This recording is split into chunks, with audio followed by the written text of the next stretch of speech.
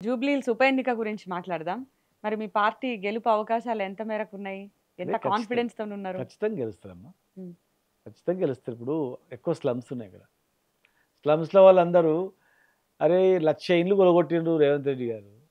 మరి ఇక 1,00,000 ఇండ్లు కూలగొట్టినా మనం ఓట్లు వేసినామనుకో, ఉన్న మన ఇండ్లు కూడా కూలగొడతారా అనే హ్మ్. దానిలో ఉన్నారు అందరూ. ఇటు వీళ్ళు బీజేపీ కూడా అభ్యర్థిని లేట్‌గా ప్రకటించడం అనేది కాంగ్రెస్‌కి ప్లస్సా? బీఆర్ఎస్‌కి ప్లస్సా? వాళ్ళు అనుకుంటుండొచ్చు కాంగ్రెస్ ప్లస్ అనుకొని వాళ్ళు చేస్తుండొచ్చు. హ్మ్.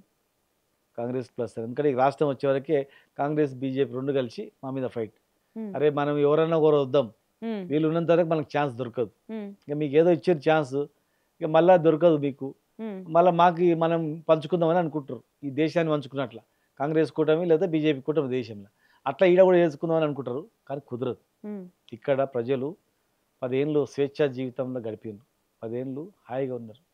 10 ఏళ్ళు ఊర్లో ఒక 5 ఎకరాలు ఉంటే నా కొడుకు మొత్తం దీని మీద నాకు భరోసా ఉండేది. ఇలా కట్టుకున్న ఇల్లు మీద భరోసా లేదు. బీజేపీ బీఆర్ఎస్ గెలుపు కోసం ప్రయత్నిస్తోందని కాంగ్రెస్ అంటే, మరి మీరేమో కాంగ్రెస్ గెలుపు కోసమే బీజేపీ ప్రయత్నిస్తుంది అంటున్నారు. ఎవరి మాట నమ్మాలి? ఏది నిజం ఇందులో? నిజమ్మా మీరు చాలా విషయాలలో చూడండి. హ్మ్. కాంగ్రెస్, బీజేపీ విధానాలు చూడండి. వాళ్ళ హ్మ్. అండర్‌స్టాండింగ్ చూడండి. హ్మ్.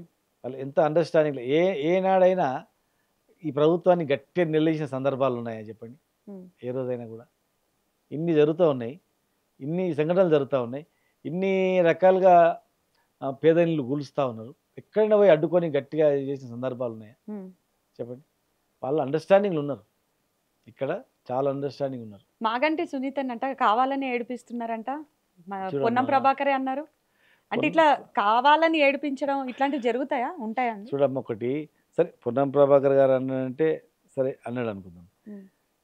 ఆయన తుమ్మల నాగేశ్వరరావు గారు అన్నారు. హ్మ్. జనరల్‌గా అరే వాళ్ళ కులం ఆయన హ్మ్. ఆమె. మాగంటి గోపీనాథ్ తన శిష్యుడు. హ్మ్. ఇద్దరు తెలుగుదేశం పార్టీలో తిరిగిర్రు. హ్మ్. అవును. ఎన్ని ఏండ్లు తెలుగుదేశం పార్టీలో తిరిగినటువంటి ఆయన, ఆ సామాజిక వర్గం ఆయన, ఇయాల మంత్రి అయింది కూడా ఆ సామాజిక వర్గం వాళ్ళు ఓట్లేస్తది. హ్మ్. ఆ కోటాలోనే. హ్మ్. ఇయాల ఆమె ఏడుపుని, ఆమె పక్కల కొడుకు, బిడ్డ ఇద్దరు కలిసి ఓదార్చేదాన్ని కూడా డ్రామా అంటే, హ్మ్. ఏమనాలి చెప్పండి ఆయన్ని? ఇప్పుడు జనరల్‌గా ఆమెను అట్లా పోల్చొద్దు.